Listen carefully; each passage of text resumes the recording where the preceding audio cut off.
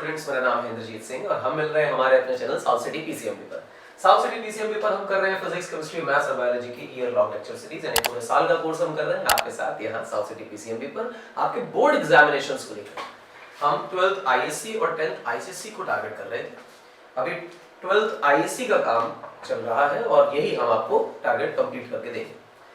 हम एक one shot lectures आपको प्रोवाइड कर रहे हैं जिसमें पूरे चैप्टर का एक समरी और लगभग हर वैरायटी ऑफ क्वेश्चंस यहाँ आपके साथ हम डील करेंगे और नीट के पीवाईक्यूज भी आपको बीच बीच में हर चैप्टर के दिए जा रहे हैं जो 11th और 12th दोनों के टॉपिक्स को कवर कर रहे हैं। आज का एजेंडा ऑल्टरनेटिंग करंट का है। वन शॉट के लिए 40 मिनट काफी नहीं है इस चैप्टर को कंप्लीटली कवर करने के लिए, बट जहां तक हो सकेगा इसको इस 40 मिनट में ही कवर करने की कोशिश करेंगे और जो पार्ट रह जाएगा उसको नेक्स्ट 40 मिनट्स में कवर करेंगे। बट आई होप 40 मिनट्स में अपना काम हो जाएगा। कंप्लीट चैप्टर करेंगे, एक पूरा क्विक रिव्यू लेंगे और काम खत्म करेंगे आज के आज एसी का, ऑल्टरनेटिंग करंट का। सबसे पहले ऑल्टरनेटिंग करंट क्या है वो समझना चाहिए। ऑल्टरनेट यानी कि जो एक के बाद एक रिपीट हो, बदलेगा तभी तो रिपीट होगा, यानी कि जो अपनी डायरेक्शन को बदलेगा। सबसे इंपॉर्टेंट बात है, जो अपनी डायरेक्शन बदले। अच्छा, करंट अपनी डायरेक्शन बदल सकता है पर ईएमएफ अपनी डायरेक्शन नहीं बदल सकता क्योंकि ईएमएफ में तो कोई डायरेक्शन होती नहीं। तो क्या करोगे? ईएमएफ के केस में हम डायरेक्शन शब्द का इस्तेमाल करके पोलैरिटी शब्द इस्तेमाल करते हैं, जो अपनी पोलैरिटी बदले। समझे मेरी बात? पोलैरिटी का मतलब एक बार प्लस एक बार माइनस, इस तरह से। चल कुछ अच्छी बातें कर लेते हैं। मान लीजिए कि आपके पास एक ग्राफ बना हुआ है। मान ले बेटा कि ये ईएमएफ का है, मान ले बेटा कि ये टाइम का है और ग्राफ जो है वो ऐसे बन गया। तो बताओ ये एसी है कि डीसी है? तो जवाब है सर ये डीसी है, क्योंकि अभी भी पल्स पॉजिटिव है और पल्स सिर्फ पॉजिटिव ही है, नेगेटिव नहीं। यानी डायरेक्शन को चेंज नहीं किया, वैल्यू बदली है लेकिन डायरेक्शन चेंज नहीं हुई। मान लो बेटा ये ईएमएफ है, करंट भी हो सकता है उस जगह पे और ये पल्स ऐसी है। तो आपने तुरंत देखा कि सर एक बार प्लस है एक बार माइनस है, तो जिंदगी ठीक चल रही है, यानी कि एसी करंट ये दिखाई दे रहा है या एसी वोल्टेज दिखाई दे रहा है। इसी प्रकार आप दोबारा बदलें इसे और कहिए कि ये जो है वो ईएमएफ है और यहाँ जो है वो टाइम है, ईएमएफ ऐसे चल रहा है। तो अगेन ये डीसी है क्योंकि इसमें कोई डायरेक्शन में चेंज नहीं आ रहा। डायरेक्शन पकड़नी है अपने को, ठीक है? ग्राफ से पहचानना मतलब डायरेक्शन पकड़ना। ये ईएमएफ है, ये टाइम है, ऐसे सोचना है। ईएमएफ यहां तक आएगा। अगर ये ग्राफ यहीं पर खत्म हो गया तो अभी तक ये डीसी है, इसके बाद ये एसी होगा। हम कह नहीं सकते आगे जा रहा है, चला गया अगर तो एसी और नहीं गया तो एसी नहीं है। अब देखो ग्राफ जो भी बना है वो नेगेटिव में ही बना है, पॉजिटिव में नहीं गया। अगर ये एसी होता तो पॉजिटिव में दिखाना जरूरी होता है, आधा अधूरा साइकिल बनाना अच्छी बात नहीं है। तो यानी कि ये ईएमएफ और ये टाइम यानी कि ग्राफ अगर ऐसा बन गया तो भी ये आदमी आपको दिखाई देगा कि सुंदर सा एसी, यानी कि जो प्लस माइनस दोनों में जा रहा है वो एसी है और जो सिर्फ प्लस में या सिर्फ माइनस में है वो डीसी। आप इस ग्राफ को और देख लीजिए, जहां पे इसको हम करंट बना लेते हैं और यहाँ पे हम आपको टाइम ड्रॉ करके दे देते हैं। इसको देखोगे तो ये कहोगे नेगेटिव में है और ये भी नेगेटिव में, सब नेगेटिव में है, यानी अगेन ये बदतमीज डीसी ही है, कोई और नहीं। बड़ी इंपॉर्टेंट बात है कि आपको एसी डीसी ठीक ठीक तरह से पहचानना आना चाहिए। चलिए अगली कहानी करते हैं। बहुत इंपॉर्टेंट चीज कि ऑल्टरनेटिंग करंट और ऑल्टरनेटिंग वोल्टेज को नापा किससे जाता है, मेजर किससे किया जाता है? तो जो डिवाइस होता है इनको मेजर करने के लिए उसे नाम दिया जाता है बेटा हॉट वायर अमीटर और यहां नाम दिया जाता है hot wire volt meter. Hot wire ammeter, hot wire volt meter, ये क्या है? ये नॉर्मल अमीटर और वोल्ट मीटर नहीं है। वहां पे मैग्नेटिक इफेक्ट काम करता था, यहाँ पर क्योंकि एसी अपने डायरेक्शन को बदल रहा है, वैल्यूज को बदल रहा है, तो एवरेज वैल्यू निकालना बहुत जरूरी होता है। तो ये दोनों डिवाइसेस जो हैं वो हीटिंग इफेक्ट पे काम करते हैं, बहुत इंपॉर्टेंट है। ये बस इतना ही है, इसके आगे क्या इनका कंस्ट्रक्शन है ये सब नहीं जानना है, किस प्रिंसिपल पे काम करते हैं। तो हीटिंग इफेक्ट पे काम करते हैं और कौन सी वैल्यू रीड करते हैं, वैल्यू रीड, तो उसको हम लोग लिखते हैं बेटा RMS वैल्यू। यानी करंट की भी RMS वैल्यू आती है और वोल्टेज की भी RMS वैल्यू आती है। सब लोग इस बात को जानते हैं कि RMS वैल्यू क्या होती है, इसमें कोई चमत्कार नहीं है बताने में। RMS वैल्यू का मतलब होता है root mean square value. Root mean square क्या है, बहुत ध्यान से सुनना बच्चों।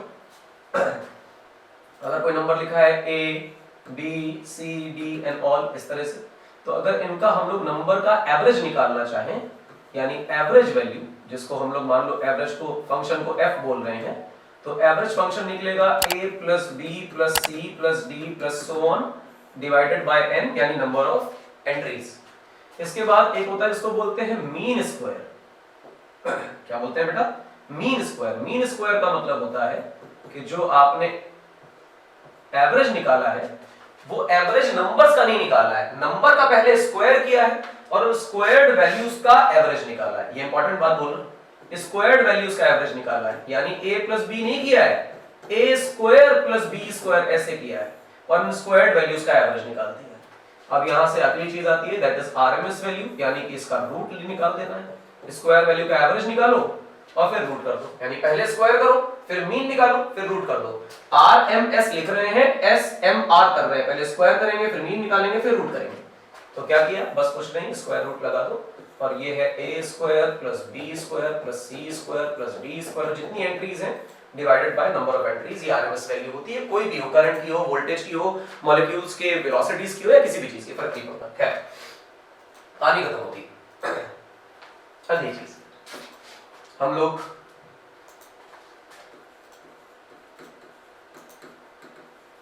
Rotating coil in B field की बातें करते हैं। कॉइल अगर बी फील्ड में रोटेट कर रही है तो ये EMI वाले चैप्टर में आपको पढ़ाया गया है कि जो मैग्नेटिक फ्लक्स है उसका formula BA cos omega t होता है, जहां पे ओमेगा उसके घूमने की वेलोसिटी है, उसको एंगुलर वेलोसिटी बोल सकते हैं, और फ्लक्स के टर्म में अगर हम आ जाए तो उसे एंगुलर फ्रीक्वेंसी बोलेंगे। खैर फिलहाल फैराडे सेकंड लॉ आ जाए अगर, तो फैराडे सेकंड लॉ क्या कहता है, कहता है जो EMF इंड्यूस हो रहा है वो minus D phi B by D T induce होगा, तो माइनस लगा दीजिए, b बाय डी टी कर दीजिए और यहां आपके पास आ गया b इंटू ए इंटू कॉस ओमेगा टी। तो जो इंड्यूस EMF आ रहा है वो b a कांस्टेंट है, बाहर आ गया, कॉस का डिफरेंशिएशन जो है बेटा वो हो जाएगा माइनस का साइन ओमेगा टी, और क्योंकि चेन रूल लगाएंगे ओमेगा बाहर आ जाएगा, माइनस माइनस प्लस हो जाएगा, बी ए omega sine omega T.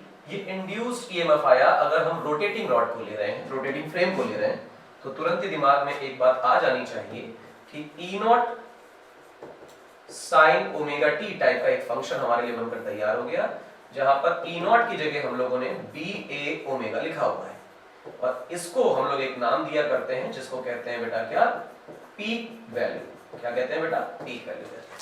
Peak value मतलब एम्पलीट्यूड, EMF इससे ज्यादा नहीं हो सकता, साइन का फंक्शन है, साइनसोइडल फंक्शन है, यानी कि SHM की इक्वेशन लिखिए, तो इसका मतलब ये हुआ कि अगर मैं इसका ग्राफ बनाने के लिए चलाऊं और कहूं कि बेटा बताओ ये E क्या है और T क्या है, तो तुम साइन का ग्राफ इसमें चिपका दोगे और सीधा सीधा साइन का ग्राफ ऐसे बनाओगे कि इस तरह से, ये प्लस ये माइनस ये प्लस। अब इसमें वैल्यूज देखना बेटा, यहां पर आप E नॉट लिख रहे हैं, यहां पर आप माइनस E नॉट लिख रहे हैं, बेसिकली पीक वैल्यूज आपने लिख दी। एक पल्स यहां कंप्लीट हो रही है, T टाइम हुआ है, यहां पे टाइम पीरियड हाफ हुआ है साइकिल का, यहां पे T/4 हुआ है, यहां पे T/4 × 3 हुआ है, 3T/4 बेसिकली। तो इस तरह का साइकिल। इसमें अगर कोई करंट तुमसे पूछने लग जाए और कहे कि करंट के बारे में विचार करके बताओ कि क्या बनेगा करंट, तो करंट बताना तो और भी आसान है। तो चलो करंट के बारे में विचार करो। करंट का मतलब होता है EMF अपॉन रेजिस्टेंस। अगर करंट EMF अपॉन रेजिस्टेंस होता है तो ये हुआ E नॉट अपॉन R और साइन ओमेगा टी, प्रोवाइडेड यहां सिर्फ रेजिस्टेंस मान रहे हैं। तो ये जो चीज लिखी हुई है इसे आप I नॉट कह दीजिए, करंट की peak value, that is I naught sine omega T, ये। और ये करंट की क्या बन गई बेटा, पीक वैल्यू। और अगर सर्किट में सिर्फ और सिर्फ रेजिस्टेंस है तो करंट का फॉर्मूला तो ये बन गया है। अब क्योंकि करंट का फॉर्मूला बन के तैयार है तो आप करंट का भी एक बढ़िया सा ग्राफ बना सकते हो। यहाँ पर आप लिख रहे हो करंट और यहाँ लिख रहे हो टाइम, क्योंकि साइन का ही फंक्शन है, इस वजह से ग्राफ वैसा ही जाएगा जैसा अभी तक जा रहा था, कोई फर्क नहीं पड़ता है ग्राफ को। यहाँ पीक वैल्यू मिलेगी, यहाँ पीक वैल्यू मिलेगी, दिस इज प्लस का I naught and this is minus का आई नॉट। फंक्शन में फ्रीक्वेंसी सेम है, यानी ये t by 2 और t by 4 है, 3t by 4 बेसिकली है। तो बेसिक आइडिया है। लेकिन ध्यान दो, करंट का जो फॉर्मूला है वो करंट का फॉर्मूला अपने आप में साइनसोइडल है, यानी अपनी वैल्यूज को लगातार चेंज कर रहा है।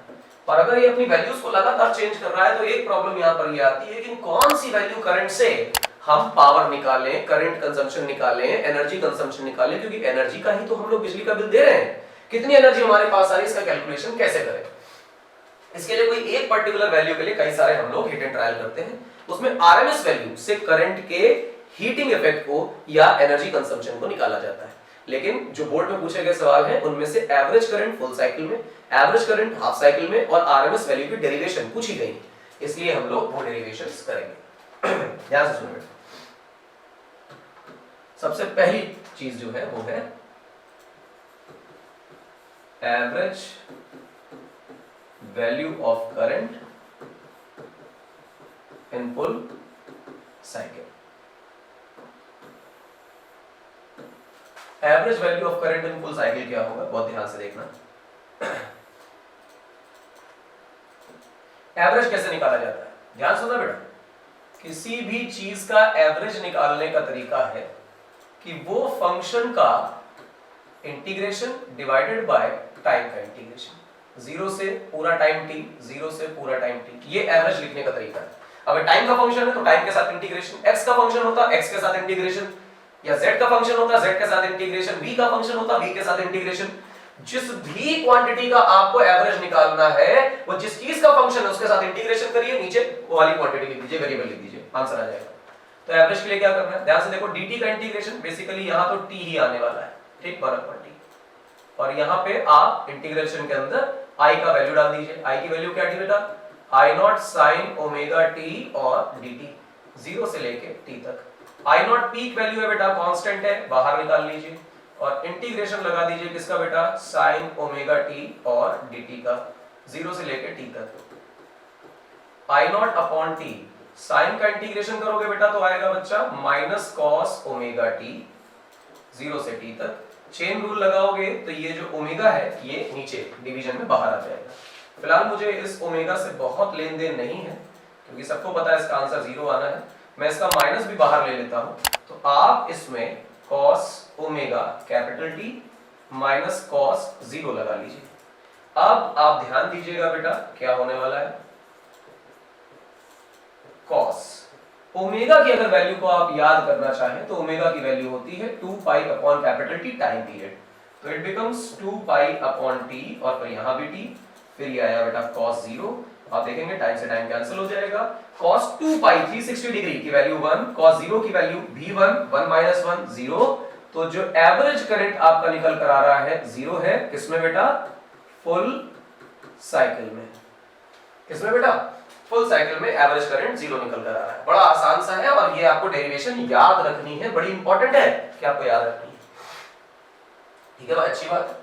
अब क्या करें, अब यही चीज आपको निकालनी है average current in half cycle में।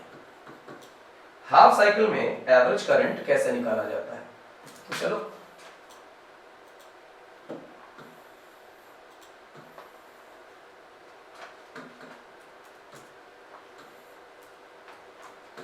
फिर से वही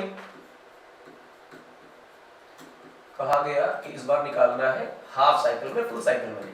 तो इंटीग्रेशन करने का तरीका वही, एवरेज लिखने का तरीका वही, बस होगा क्या कि लिमिट जो है वो 0 से t ना होके 0 से t by 2 यानी हाफ साइकिल के लिए हो जाएगी। अच्छा, नीचे जब टाइम का इंटीग्रेशन करोगे तो टाइम बनेगा, लिमिट डालोगे तो लिमिट जो है क्योंकि 0 से t by 2 पड़ी है इसलिए नीचे t by 2 ही आंसर आएगा। ऊपर इंटीग्रेशन लिखा जाएगा बेटा i not sin omega t और dt का, 0 से t by 2, तो यहां से 2 ऊपर, i नॉट बाहर कांस्टेंट है, divide by t, sign omega T और फिर यहाँ रहा डी टी 0 से लेके t/2 तक। आप यहाँ से 2i0 अपॉन टी लिख लीजिए। साइन ओमेगा टी नाम की चीज है, इसका इंटीग्रेशन करेंगे बेटा तो फिर से वही पुरानी कहानी आएगी, that is cos omega T, वो भी माइनस का, और डिवीजन में ओमेगा आ जाएगा, 0 से लेके t/2 तक की लिमिट आ जाएगी। आप 2i0/t इंटू ओमेगा मल्टीप्लीकेशन में बाहर ले लीजिए और माइनस साइन भी कॉस का बाहर निकाल लीजिए।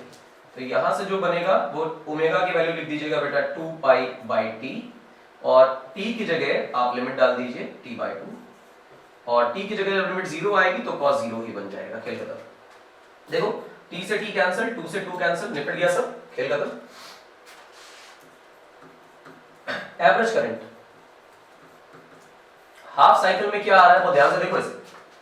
अब ये लिखा हुआ है माइनस 2i0 अपॉन t को t रहने दो, ओमेगा की जगह लिखो बेटा 2π/t, t से t कैंसिल, 2 से 2 कैंसिल, ये तो i0/π हो गया और अंदर देखो क्या बच रहा है, cos पाई बचा है, इसकी वैल्यू -1, cos 0 है, इसकी वैल्यू 1, ये तो -2 हो गया और माइनस माइनस प्लस हो गया, दिस बिकम्स 2i0/π।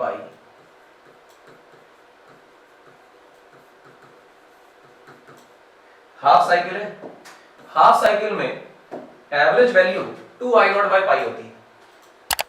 अगर हाफ साइकिल में करंट की 2i0/π होती है तो हाफ साइकिल में जो ईएमएफ है, वोल्टेज है, उसकी वैल्यू भी 2e0/π होगी। तो जैसा करंट का डेरिवेशन वैसा वोल्टेज का डेरिवेशन, क्योंकि फॉर्मूला तो आइडेंटिकल था इसलिए कोई प्रॉब्लम की बात नहीं है। ये है केस, ये करंट का सीन है और ये वोल्टेज का सीन है। तो आपको ये वैल्यू याद रखनी है, ध्यान रखिएगा, values are very important for your board exams, important, बहुत इंपॉर्टेंट है, याद रखिए। एक तो ये, इसके बाद अब जो अगला कॉन्सेप्ट है वो है आरएमएस वैल्यू निकालने का। आरएमएस वैल्यू की चर्चा करते हैं।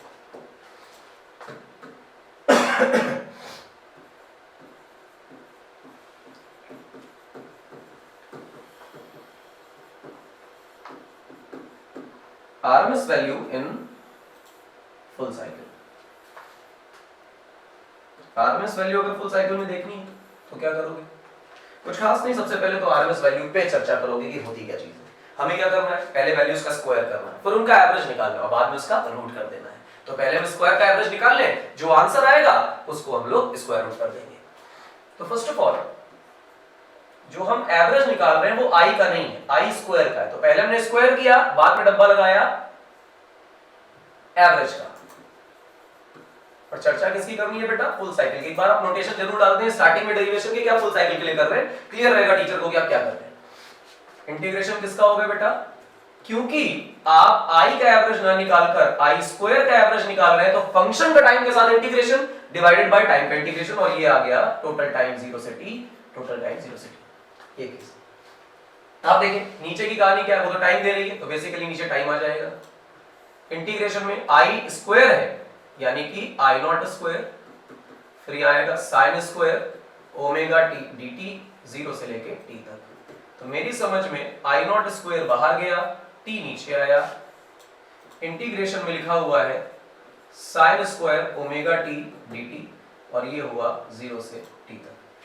ये छोटी सी बात है। अब ध्यान दो, इंटीग्रेशन सब लोग मैथ के बच्चे हैं, जानते हैं, जो बायो के नहीं जानते वो सुन लो कि साइन थीटा का इंटीग्रेशन होता है, साइन स्क्वायर थीटा का इंटीग्रेशन नहीं होता। कॉस थीटा का इंटीग्रेशन होता है, कॉस स्क्वायर थीटा का इंटीग्रेशन नहीं होता। इसलिए एक बहुत खास चीज तुमको याद रखनी पड़ेगी, and that is cos 2 theta. Theta की जगह मैं ओमेगा टी को मानता हूं, ठीक है ना।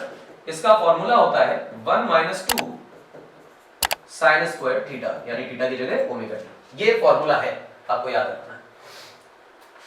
तो आप ये दो उधर भेज दो सबको।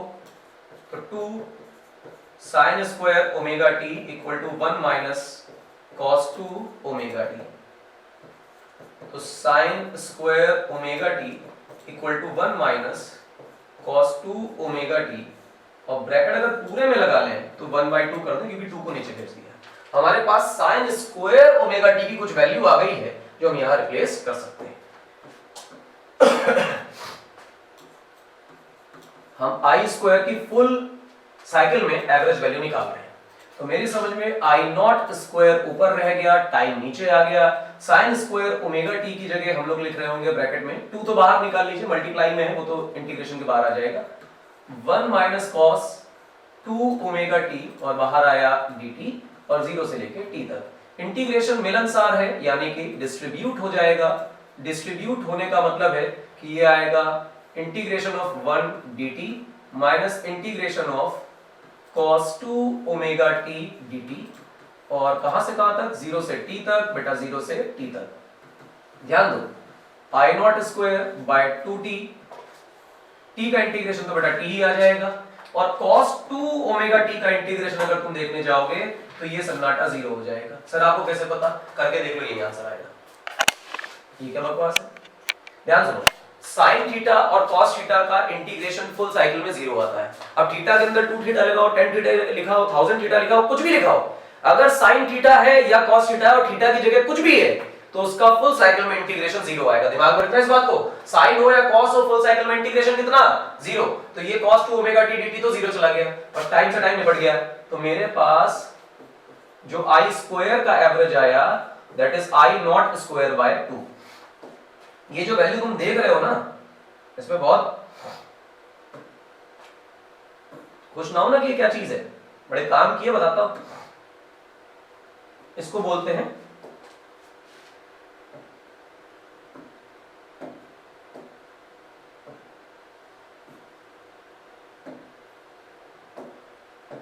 Mean square value. क्या बोलते हैं, मीन स्क्वायर वैल्यू। देखो पहले मीन निकाला, सॉरी पहले स्क्वायर किया और उसके बाद उसका मीन निकाला। ये अब चर्चा किसकी करनी है बेटा, अब हमारी चर्चा जो है वो होगी आरएमएस की। आई आरएमएस बोलेंगे। आई आरएमएस को क्या बोलेंगे, स्क्वायर वैल्यू का मीन निकाला था, अब इसका रूट कर दे। तो जब इस तमाशे का रूट करोगे तो आई नॉट स्क्वायर का बन जाएगा आई नॉट और 2 का बन जाएगा रूट 2। ये बन गया सर आरएमएस वैल्यू। आपको पता चल गई आरएमएस वैल्यू पीक वैल्यू का बड़ा सिंपल सा रिश्ता है कि RMS equal to peak by 2, RMS equal to peak value upon root 2 sorry. और ये बड़ा इंपॉर्टेंट फॉर्मूला है, ना सिर्फ ये आपके करंट में काम कर रहा है, जबकि ई आरएमएस का फॉर्मूला लिखोगे तो वो भी ई नॉट बाय रूट 2 ही देगा। तो ये आपको पीक वैल्यू और आरएमएस वैल्यू का सिंपल रिश्ता मालूम होना चाहिए ही चाहिए, बिल्कुल सिंपल स्ट्रेट है। चलो अगला देखते हैं। मान लो कि करंट का फॉर्मूला लिखा है 4 sin 20 पाई टी, ठीक। अब पूछा जा रहा है कि बताओ इसमें पीक वैल्यू क्या है, बताओ इसमें आरएमएस वैल्यू क्या है, बताओ कि इसकी ओमेगा कितनी है, बताओ कि इसकी फ्रीक्वेंसी कितनी है, बताओ कि इसका टाइम पीरियड कितना है। क्या ऐसा पता कर सकते हो, महाबूढ़ा सवाल है, सिंपल कंपैरिजन करना है बेटा। कंपेयर करने आओगे तो क्या लिखोगे, बड़े ध्यान से देखना, I equal to I naught और उसके बाद क्या बेटा sine omega T plus phi naught, ये हमारी वैल्यू होती है, ठीक है ना, स्टैंडर्ड इक्वेशन है। आप देखें कि इनिशियल फेज कितना है, हमारे फंक्शन में कोई इनिशियल फेज नहीं, यानी कि फाई नॉट की वैल्यू कितनी निकाल दी तुमने, 0। सवाल में दिया ही नहीं था फाई नॉट। अच्छा पीक वैल्यू की वैल्यू निकालोगे तो 4 आएगी और अगर आरएमएस निकालोगे तो क्या लिखोगे, फॉर्मूला लिखकर करना हमेशा, जब भी करना डायरेक्ट मत लिखना। तो 4 बाय रूट 2 सॉल्व कर लेना, आंसर आ जाएगा।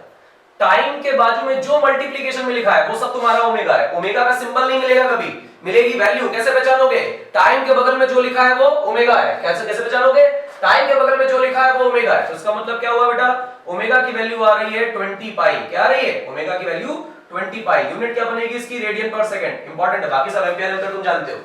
अच्छा ओमेगा की एक और वैल्यू होती है, वो क्या होती है, 2 पाई अपॉन टी। तो टी की वैल्यू क्या बन गई बेटा, 2 पाई बाई ओमेगा। तो 2 पाई को 2 पाई रहने दो और ओमेगा कितनी है 20 पाई, काट दो, पाई से पाई गया, 1/10 टाइम पीरियड। तो फ्रीक्वेंसी क्या होता है 1/10 यानी 10 हर्ट्ज की फ्रीक्वेंसी आ गई। क्या सब कुछ निकाल लिया, जवाब है हाँ, बिल्कुल निकाल लिया। आसान सवाल होते हैं, ध्यान से देखते रहिए, पहचानने वाले सवाल बहुत आसान होते हैं, आ जाए तो तुम्हारी किस्मत। करंट का फॉर्मूला लिखा हुआ है मान लो 10 और यहां लिखा हुआ है cos और फिर लिखा है 200 पाई t प्लस पाई बाई 3, ऐसा लिखा हुआ है। तो भाई सारा कुछ पहचानना है कि पीक वैल्यू क्या है, आरएमएस वैल्यू क्या है, ओमेगा क्या है, फ्रीक्वेंसी क्या है, टाइम पीरियड क्या है, इनिशियल फेज क्या है, ये सारा कुछ अगर फाइंड करना है तो कंपैरिजन करना बहुत जरूरी है। डायरेक्ट सवाल को सॉल्व नहीं करना है, इंपॉर्टेंट है, ध्यान देना। सबसे पहले स्टैंडर्ड इक्वेशन लिखो, I equal to I naught sine omega T plus phi naught. Phase निकालने में हमेशा गलती होगी अगर तुमने इक्वेशन नहीं लिखी तो। ध्यान से देखो, क्या मेरी स्टैंडर्ड इक्वेशन और गिवन इक्वेशन मैच कर रही है? नहीं, हमारी स्टैंडर्ड इक्वेशन साइन में है और गिवन इक्वेशन कॉस में है, तो साइन को कॉस में कन्वर्ट या कॉस को साइन में कन्वर्ट। स्टैंडर्ड के साथ कोई चेंज नहीं करना, तो जो गिवन इक्वेशन है उसको चेंज करो। देखो क्या बन रही है, I इक्वल टू 10 और इक्वेशन लिखी है cos 200 pi t plus pi by 3। ध्यान रखना कि फेज डायग्राम जीरो से शुरू होता है, नेगेटिव में नहीं जाना है। तो cos को साइन में कन्वर्ट करोगे 90 डिग्री आगे जाएगा। आगे जाएगा का मतलब ये हो गया, अगर तुम यहां लिख रहे हो साइन, इधर लिख रहे हो 200 पाई t प्लस पाई बाई 3, तो कॉमन सेंस है कि पाई बाई 2 ऐड करना पड़ेगा। तुमने पाई बाई 2 ऐड कर दिया। जो भी टर्म कांस्टेंट लिखा हुआ है इंडिपेंडेंट ऑफ टाइम, वो सारा का सारा मिला जुला कर तुम्हारा इनिशियल फेज है। टाइम से इंडिपेंडेंट टर्म तुम्हारा इनिशियल फेज है। टाइम के साथ मल्टीप्लिकेशन में जो कुछ भी है वो सब ओमेगा है। अब कंपेयर करो, क्या तुम्हारी इक्वेशन स्टैंडर्ड से मैच कर गई? जवाब है हां। तो आई नॉट की वैल्यू कितनी निकाल रहे हो? 10। तो आई आर एम एस की वैल्यू कितनी निकालोगे? आई नॉट बाय रूट 2। तो आई नॉट कितना है बेटा? 10 और नीचे क्या है? रूट 2। खेल खत्म, आंसर।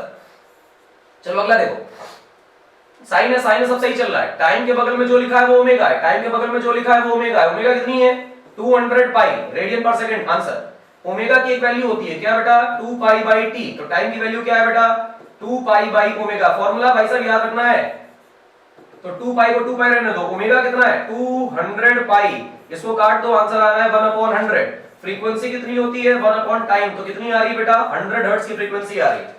इनिशियल फेज पे ध्यान दो कि जो भी आदमी टाइम से इंडिपेंडेंट है वो सारा तुम्हारा फेज है। तो फेज की वैल्यू कितनी आ रही है? पाई बाई 2 प्लस पाई बाई 3। नहीं चमका? बिल्कुल एकदम आसान है, ध्यान से देखते रहो। ऐसा कंपैरिजन है, ध्यान रखना कि जो इक्वेशन गिवन होगी वो कॉस में नहीं होनी चाहिए, वो कॉस में नहीं होनी चाहिए, वो साइन में होनी चाहिए। अगर कॉस को साइन में कन्वर्ट करना है तो 90 प्लस करना पड़ेगा। ध्यान देना, टाइम के साथ जो कुछ लिखा है वो सब तुम्हारा ओमेगा है। टाइम से इंडिपेंडेंट जो कुछ लिखा है वो सब तुम्हारा फेज है। यहां पर ये अगर यहां पे प्लस नहीं है, माइनस है, तो उसे प्लस में कन्वर्ट करो वरना गड़बड़ हो जाएगी।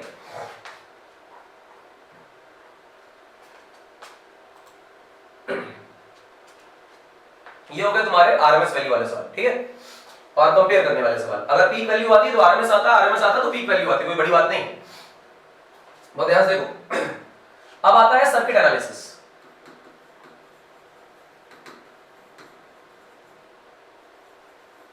मेरी समझ में सर्किट एनालिसिस के सारे क्वेश्चन, सारे टॉपिक्स आज की तारीख में या आज के 40 मिनट के छोटे लेक्चर में कवर नहीं होंगे। तो जितना सर्किट एनालिसिस आज हो सकता है हो जाएगा, और अगले लेक्चर में ये सर्किट एनालिसिस के साथ पावर फैक्टर वाली कहानी जितनी भी है वो सब हम लास्ट में खत्म कर लेंगे। एक लेक्चर शायद और लगेगा और एसी पूरा कंप्लीट हो जाएगा। ठीक, one shot part 1, one shot part 2। Circuit देखना क्या है, कितने कंपोनेंट्स होते हैं सर्किट के, वो बड़ा इंपॉर्टेंट है इसमें जानना। किसी भी तरह के सर्किट में कितने कंपोनेंट्स होते हैं, कंपोनेंट्स पहचानो। सबसे पहले कंपोनेंट्स 3 तरीके के। सबसे पहला रेजिस्टर, कंपोनेंट दूसरा इंडक्टर, कंपोनेंट तीसरा कैपेसिटर। बहुत ध्यान से सुनना मेरी बात। एक है रेजिस्टर, एक इंडक्टर, एक है कैपेसिटर। रेजिस्टर क्या है? रेजिस्टर का मतलब वही पुरानी रामधारी रेजिस्टर की रेजिस्टेंस, जो कि हीट प्रोड्यूस करता है, जो कि अपने से करंट पास करता है, जो कि वो करंट को अपोज करता है। ये सब बदतमीज करंट को अपोज करते हैं। इंडक्टर जिसे आप सोलेनॉइड के नाम से जानते थे। कैपेसिटर सब जानते हैं, संधारित्र बेचारा दो मेटालिक प्लेट के बीच में फंसी हुई कोई चीज, बीच में डाइलेक्ट्रिक होना चाहिए, करंट पास नहीं करना चाहिए। ये 3 लोग हैं और इन तीनों से मिलकर ही काम करता है। अच्छा, जो भी सर्किट है तुम्हारा, एसी हो या डीसी हो, सर्किट 2 हिस्सों में तोड़ लेते हैं हम लोग। एक हो गया सीरीज सर्किट और एक हो गया पैरेलल सर्किट। सीरीज और पैरेलल के बाद दिमाग में तीसरी चीज आती है, उसको बोलते हैं मिक्स्ड सर्किट, यानी सीरीज पैरेलल का मिक्सचर हो जाएगा। तो उसमें व्हीट स्टोन भी आ जाएगा और डिफरेंट टाइप के सर्किट्स आ जाएंगे, है ना। सीरीज सिलेबस में है, ये नहीं है। जब पैरेलल ही नहीं तो मिक्स कहां से होगा? सिर्फ सीरीज कोर्स में। तो हम लोगों को रेजिस्टर, इंडक्टर और कैपेसिटर के जो क्वेश्चंस है उन्हें किसमें करना है? सीरीज में करना है, पैरेलल में नहीं करना। अच्छा, तो पहले कैसे कैसे पढ़ेंगे, शुरुआत कहां से करेंगे? बहुत ध्यान से सुनो। शुरुआत करेंगे प्योर आर से। प्योर आर का मतलब एक ऐसी सोर्स है और सोर्स में हम लोगों ने सिर्फ आर लगा रखा है। उसका दूसरा सर्किट क्या होगा? दूसरा सर्किट होगा प्योर एल, यानी इंडक्टर सिर्फ। तीसरा क्या होगा बेटा? प्योर सी, यानी सिर्फ और सिर्फ कैपेसिटर। ठीक, उसके बाद कॉम्बिनेशन बना लो, आर एल कर लो, फिर आर सी कर लो, फिर एल आर सी कर लो, और फिर बाद में एल सी कर लो। कोर्स में नहीं, ठीक है, ऊपर के ये 3 है और फिर ये 3, मतलब 6 सर्किट कोर्स में 6 सर्किट की अगर एनालिसिस आती है तो मान लो पूरा एसी तुम्हें आता है। सवाल लगाना बड़ा आसान है, फार्मूला बेस्ड क्वेश्चन आते हैं, ग्राफ आने चाहिए, फार्मूला आना चाहिए, सर्किट देखना आना चाहिए, फेजर डायग्राम आना चाहिए। क्या बोला? ग्राफ आना चाहिए, फार्मूला आना चाहिए, सर्किट डायग्राम आना चाहिए और फेजर डायग्राम आना चाहिए। खेल खत्म, आगे बढ़ो। ध्यान से प्योर आर सर्किट की चर्चा करते हैं, बहुत ध्यान से सुनना बेटा। Pure R circuit, pure R का मतलब एक एसी सोर्स है और सोर्स में सिर्फ और सिर्फ रेजिस्टेंस लगा हुआ, दूसरा कुछ भी नहीं। तो आप सबसे पहले इसका चित्र बनाएंगे। चित्र में क्या करोगे? एसी सोर्स बनाओगे। एसी सोर्स बनाने का तरीका क्या है? आप इस तरह का एक गोला बना लेंगे, इसको सर्कल भी बना सकते हैं, कोई इशू नहीं है सर्कल बनाने में, एलिप्स भी बना सकते हैं, कई किताबें एलिप्स बना के देती हैं, कई किताबें सर्कल बना के देती हैं, बच्चे इसमें कंफ्यूज रहते हैं। एसी सोर्स क्या होता है बेटा? जो अपनी डायरेक्शन बदलता है, यानी कि साइनसोइडल टाइप का। तो इस तरह की आप एक वेव बना लीजिए इसमें, और ये जो आपने सांप जैसा बैठा दिया है इसे कहते हैं कि एसी सोर्स का सिंबल है। सर डीसी का सिंबल क्या था? बैटरी। अगर आपने बैटरी ली तो इंश्योर कर रहा है ना कि वोल्टेज बराबर है इसका। अगर वोल्टेज है सेम तो करंट है सेम, करंट है सेम तो इसका मतलब डायरेक्शन सेम, डीसी हो गया। डीसी का सिंबल बैटरी और एसी का सिंबल ये। एलिप्स बनाओ, सांप बैठाओ, ऊपर देखो, ये है तुम्हारा रेजिस्टेंस और ये है। ध्यान सुनना, इसमें कोई ना कोई करंट जा रहा हो, मैं डायरेक्शन मार्क नहीं कर रहा हूं कोई भी किसी तरह की, डायरेक्शन राइट में लेफ्ट में लगातार बदलेगी, इसलिए करंट लिख देता हूं। यहां पे जो मैंने ईएमएफ इंसर्ट किया वो कितना है? E naught sine omega T. ठीक है, अब मैं तुमसे अगर पूछने लग जाऊं कि बेटा करंट क्या है, तो तुम कहोगे करंट का फॉर्मूला होता है E अपॉन R। तो ईएमएफ रहा E और यहां रहा साइन, फिर ये ओमेगा टी अपॉन R। तो करंट का फॉर्मूला क्या बन गया बेटा? E नॉट अपॉन R और ये रहा sign omega T. E not upon R को हम पहले के जैसे I नॉट बोल ले तो किसी के पेट में कोई दर्द नहीं होगा। आप I equal to I naught sine omega T और E equal to E naught sine omega T का फंक्शन देख पा रहे हैं, जिससे ये क्लियर हो जाएगा कि दोनों के दोनों का वैल्यू बदल रही है। एक E नॉट एक I नॉट, यानी कि पीक वैल्यू बदल रही है पर फंक्शन एक जैसा है। साइन है तो साइन है, कॉस है तो कॉस है, यानी चित्र बनाना पड़ेगा इनका। आओ साहब ग्राफ बनाते हैं। एक ग्राफ, ये ग्राफ की दो डंडियां x और y एक्सिस वाली। मान लीजिए कि यहाँ पे आपने ईएमएफ बनाया और करंट भी बनाया और यहाँ पे आपने बनाया टाइम। मैं थोड़ा सा इसको बढ़ाना चाहता हूँ, ये बदतमीज बढ़ गया। मान लो कि हमने अगर ग्राफ बना दिया ईएमएफ का, थोड़ा सा गड़बड़ हो गया, दोनों तरफ बराबर बनना चाहिए। ये ईएमएफ का ग्राफ बना दिया। जब तुम भाई साहब ईएमएफ का ग्राफ बनाओगे तो कॉमन सेंस से यहाँ पे वैल्यू किसकी लिख रहे होगे? पीक वैल्यू ई नॉट, और यहां से पीक वैल्यू किसकी लिख रहे होगे? माइनस ई नॉट है, तो पीक वैल्यू नेगेटिव डायरेक्शन में तो क्या होगा? ध्यान से देखो होगा क्या? इसमें बड़ा सिंपल सा कॉन्सेप्ट है कि यार ओमेगा ओमेगा सेम है, हाँ फेज भी सेम है, तो जहां से ग्राफ ईएमएफ का शुरू हुआ है वहीं से करंट का शुरू होगा, जहां पे ग्राफ ईएमएफ का खत्म होगा वहीं पे करंट का खत्म होगा। बस होगा क्या कि करंट की जो पीक वैल्यू है वो ईएमएफ से थोड़ी अलग होगी, कम या ज्यादा कुछ भी हो सकती है depending on the value of R. तो ये आई नॉट और ये minus I naught same phase में ग्राफ रहेगा। इसको बोलते हैं टाइम के साथ ग्राफ। ये इंपॉर्टेंट नहीं है, टाइम के साथ ग्राफ इंपॉर्टेंट नहीं है। मैं एक बढ़िया ग्राफ बताता हूं जिसको हम लोग बोलते हैं फेजर डायग्राम। क्या बोलते हैं बेटा? Phasor diagram. ये वो टाइम के साथ ग्राफ है और ये फेजर डायग्राम है। फेजर डायग्राम आप सब जानते हैं, 11th क्लास में एसएचएम में पढ़कर आए हैं फेजर डायग्राम। ध्यान सुनना बेटा। फेजर डायग्राम क्या है? ये बेस लाइन है, बेस लाइन को हम मान लेते हैं करंट की लाइन। जहां भी करंट है, जहां भी करंट का फेज है, जो भी करंट का फेज है, फिलहाल हमने करंट के फेज को जीरो मान रखा है, इनिशियल फेज है जीरो, तो जो भी करंट का फेज है उसको ही जीरो मानना है। कुछ भी हो फर्क नहीं पड़ता, 90 30 40 कुछ भी हो, करंट के फेज को जीरो मानना है। जो बेस लाइन है वही हमारी करंट है। करंट के कंपैरिजन में ईएमएफ को या वोल्टेज को कंपेयर करना है। करंट के कंपैरिजन में देखना है कि ईएमएफ आगे है पीछे है या बराबर। तुमने कहा कि करंट का जो भी फेज है वही हमारे ईएमएफ का फेज है। इसमें भी ओमेगा टी और इसमें भी ओमेगा टी, आगे इसमें भी जीरो आगे इसमें भी जीरो, तो ईएमएफ और करंट का फेज सेम है। अगर ईएमएफ और करंट का फेज सेम है तो तुम कहोगे कि जो रेजिस्टेंस के अक्रॉस वोल्टेज आता है वो करंट के फेज में आता है। करंट के फेज में आता है। करंट के फेज में आने का मतलब इन दोनों के बीच का जो फेज डिफरेंस है वो कितना है बेटा? जीरो। फेज डिफरेंस जीरो है तो tan फाई कितना है? जीरो। tan फाई जीरो है तो cos फाई कितना है? 1। cos फाई आप सब पढ़ चुके हैं, पहले ही जानते हैं कि इसे एक नाम दिया जाता है, that is called as power factor. आगे चल के नेक्स्ट लेक्चर में जो इसका सेकंड पार्ट होगा उसमें पावर फैक्टर को डिटेल में करेंगे, पर ध्यान रखना कि जब भी कभी ये फेजर डायग्राम बनाओ तो दो तीन बातें दिमाग में रखनी है। सबसे पहला क्या, बेस लाइन बनानी है, बेस लाइन को करंट की लाइन माननी है, करंट के कंपैरिजन में वोल्टेज को देखना आगे या पीछे, कंपेयर कहां से करोगे, इनकी इक्वेशन से कंपेयर करोगे। उसके बाद जो भी करंट और वोल्टेज के बीच का एंगल होगा उसे फेज एंगल बोलोगे। इस फेज एंगल से दो चीजें निकालोगे, एक tan फाई जो फेज डिफरेंस निकालने के काम आएगी, और एक cos फाई जिसको तुम बोलोगे पावर फैक्टर। एक छोटी सी बात और बता देते हैं, ध्यान सुनना। ये जो cos फाई जिसको तुम पावर फैक्टर बोल रहे हो, इस पावर फैक्टर का फॉर्मूला होता है R by Z। क्या होता है? R by Z। R तो रेजिस्टेंस है, R क्या है बेटा? रेजिस्टेंस। और Z क्या है बेटा? इसको बोलते हैं इंपेडेंस। ये है इंपेडेंस। बड़ा इंपॉर्टेंट है, ये दिमाग में रखना है। ये प्योर आर सर्किट हो गया। चलो चर्चा करते हैं प्योर सी सर्किट की। आओ घंटो देखो pure C circuit.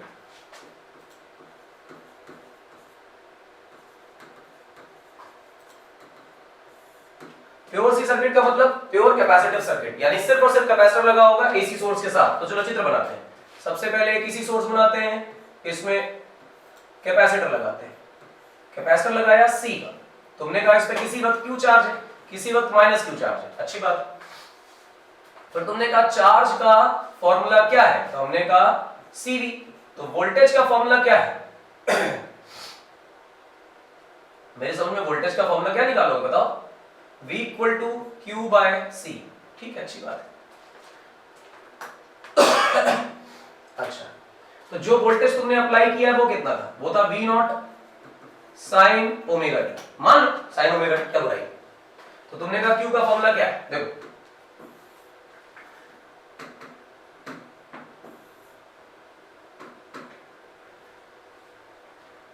Q equal to V की जगह क्या लिखा बेटा? V not sine omega T, जिससे हम अभी तक E naught sine omega T लिख रहे थे, उसको ही हमने V not sine omega T लिखा है। डिफरेंशिएट कर दो उसको दोनों तरफ। डिफरेंशिएट करोगे तो लिखोगे dq अपॉन dt। तो V नॉट बाहर आ जाएगा, C बाहर आ जाएगा, और लिखा जाएगा d by dt of sine omega T. dq by dt क्या बनता है भैया? करंट बनता है। V नॉट इंटू C ऐसे ही रहा। साइन का डिफरेंशिएशन करोगे बेटा बनेगा cos ओमेगा टी, और ओमेगा बेटा बाहर आ जाएगा। ये फंक्शन बनते ही अब तुम इसको इस तरह देख सकते हो कि सर ये V नॉट लिखा है अपॉन 1 अपॉन C ओमेगा लिखा है, और अंदर जो लिखा हुआ है वो है cos ओमेगा t। बहुत ध्यान से देखो क्या फंक्शन बन के आ रहा है। I equal to V naught by 1 upon C omega into cos omega t।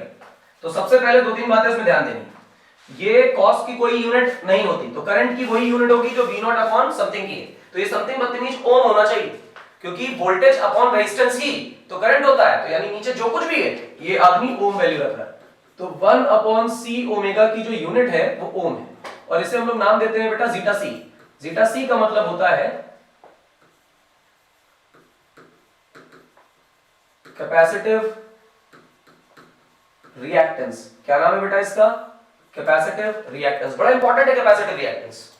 अच्छा, रिएक्टेंस का क्या मतलब है? अरे भैया जैसे रेजिस्टेंस होता था करंट को अपोज करता था, वैसे रिएक्टेंस है करंट को अपोज करता है। रेजिस्टेंस करंट को अपोज करता था कोलिजन से, मुक्के मार के। चार्ज दौड़ रहा है और बीच में बहुत सारा उन्होंने ऑब्स्टिकल डाल दिया, चार्ज दौड़ नहीं पा रहा है। ये बदतमीज कैपेसिटिव रिएक्टेंस कैसे करता है? चार्ज स्टोर करता है कैपेसिटर अपने ऊपर और बैक वोल्टेज प्रोड्यूस करता है, जिससे वोल्टेज कम हो जाता है और करंट कम हो जाता है। तो ओवरऑल करंट को अपोज करने के डिफरेंट मेथड्स हो सकते हैं। रेजिस्टेंस ऑब्स्टिकल प्रोड्यूस करके ये काम करता है, कैपेसिटर चार्ज स्टोर करके रिवर्स वोल्टेज डेवलप करता है, जिससे करंट धीमे पास होता है क्योंकि नेट वोल्टेज घट जाता है। इसलिए इसको नया नाम दे दिया गया है, कह दिया गया है कैपेसिटिव रिएक्टेंस है। अच्छा ठीक है, अच्छी बात है। इसकी यूनिट क्या होती है बेटा? ओम होती है। तो जीटा सी का ओमेगा के साथ जरा ग्राफ देख लो एक बार, ध्यान से देखना।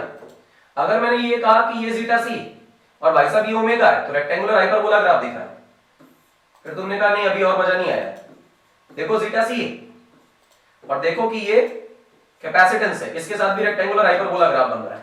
और एक बात इंपॉर्टेंट चीज, सर ओमेगा का तो आपने एक वैल्यू भी बताई थी, वो तो 2πf होती थी। तो जीटा सी ना सिर्फ 1 बाय ओमेगा सी है, बल्कि 1 अपॉन 2πfc।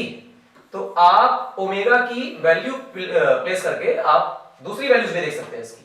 तो यहां जीटा सी और यहां f। अगेन ग्राफ जो है वो रेक्टेंगुलर हाइपरबोला है, इनकी सेंट्रिसिटी बदलेगी, कुछ ना कुछ बदलेगा, इनकी रेट ऑफ स्लोप बदलेगा। कारण ये है कि सी के साथ जो दूसरा कांस्टेंट लगा हुआ है वो हर बार चेंज हो रहा है फिलहाल, लेकिन शक्ल एक जैसी ग्राफ की ओवरऑल। तो ये चीज बन गई। आप एक और बात देखिए, वोल्टेज किसमें, साइन में, और करंट किसमें, कॉस में। कौन आगे, करंट। करंट को देखो ध्यान से, करंट में लिखा हुआ है V नॉट अपॉन, अब मैं इसको जीटा सी लिख ले रहा हूं, और फिर लिखा हुआ है बेटा cos ओमेगा टी।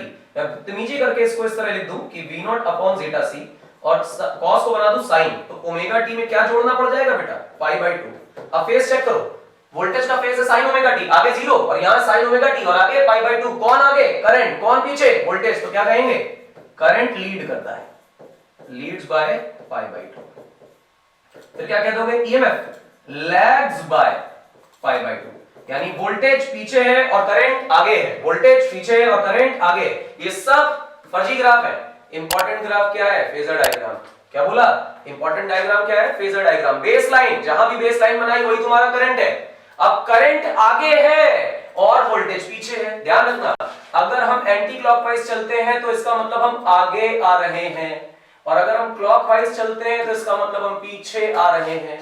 करंट से अगर हमें 90 डिग्री पीछे जाना है वोल्टेज में, तो इसका मतलब है कि हमें नीचे बनाना है। और ये रहा हमारा वोल्टेज कैपेसिटर का। करंट और वोल्टेज के बीच में जो फेज एंगल है वो 90 डिग्री है, तो यहां से tan फाई जो निकालोगे वो तो इनफाइनाइट निकलेगा, और cos फाई जो निकालोगे वो 0 निकलेगा, पावर फैक्टर 0 आएगा। ये प्योर कैपेसिटिव सर्किट का केस है बेटा। सारा कुछ जो बोर्ड पे लिखा है इससे ज्यादा पेपर में नहीं आने वाला है। जो कुछ आएगा बस यहीं से आएगा जो बोर्ड पे लिखा है, इसके अलावा कुछ नहीं आएगा, परेशान नहीं होना। ये याद करके जाना बस अच्छी तरह से, समझ आ रही बात। खैर फिलहाल आज की कहानी को रोक लेते हैं, काफी सारा काम कर लिया हम लोगों ने, क्योंकि अब प्योर एल सर्किट और बाकी बचे 3 सर्किट और बैंडविड्थ का कॉन्सेप्ट बचा है। इतने कॉन्सेप्ट लगभग 30 मिनट में कवर हो जाएंगे। स्पीड अच्छी चल रही है, कोई टेंशन की बात नहीं। कल के लेक्चर में जब हम लोग मिलेंगे तो उसमें बैंडविड्थ और बाकी के बचे हुए जो 4 सर्किट हैं, एक प्योर एल सर्किट और बाकी के 3 कॉम्बिनेशन वाले सर्किट, उनको कवर करेंगे। उसमें इंपेडेंस देखेंगे, डिफरेंट रिएक्टेंसेस देखेंगे, पावर फैक्टर देखेंगे, पावर का डेरिवेशन करेंगे, और बैंडविड्थ एक्सेट्रा देखेंगे, और रेजोनेंस देखेंगे। बस काम खत्म हो जाएगा, इतना ही है। और ये सब आधे घंटे में अगले दिन पे कवर हो जाएगा। फिलहाल आज के लेक्चर को आपने एंजॉय किया होगा, काफी एनर्जेटिक रहा है और काफी तेज भी रहा है, काम का है। सारे कॉन्सेप्ट बोर्ड के आज आपको दिए गए हैं, इसके बाहर पेपर नहीं आएगा। खैर फिलहाल साउथ सिटी पीसीएमबी को फॉलो करिए। आपके लास्ट मिनट पे एग्जैक्ट बोर्ड में क्या आता है वो आपको पढ़ा रहे हैं, और उतना ही बता रहे हैं जितना आपके बोर्ड एग्जामिनेशंस में आएगा। तो साउथ सिटी पीसीएमबी को सब्सक्राइब कर लीजिए, फॉलो करते रहिए। कुछ भी नहीं पढ़ा है तो भी अभी अगर फॉलो कर लेंगे तो मानकर चलिए कि सारा कोर्स खत्म हो जाएगा। Don't worry about it. एक एक लेक्चर में एक एक चैप्टर खत्म करेंगे। मिलेंगे अगले लेक्चर में, तब तक पढ़ते रहिए, तैयारी करते रहिए, हमें फॉलो करते रहिए। Thank you.